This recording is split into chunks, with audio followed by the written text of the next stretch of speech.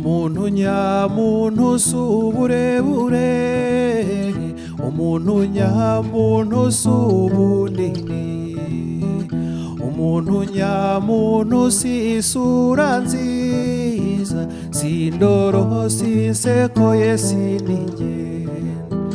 Umuntu nyamuntu si umwe bose bishisha, si umurenganya, si n'umuriganya. Umuntu ni nyamutima ukunda abandi.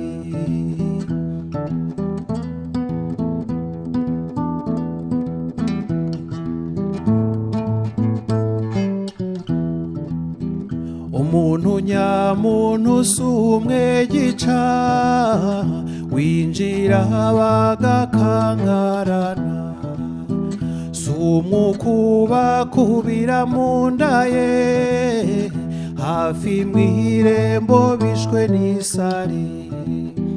Abakire n'abakene usanga bisanga, ndetse n'aka kagombera k'abantu ntawe umusaba ngo arinde asarara.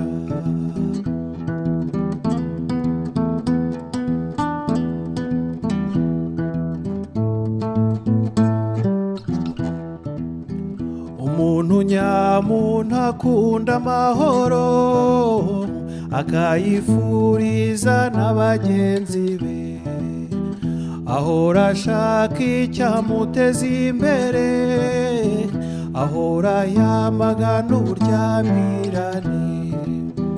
Mu mirimo ye yitwaza umutimanama, yirinde icyamusiga ubuhemu, ntabwo yironda ntarondaronda.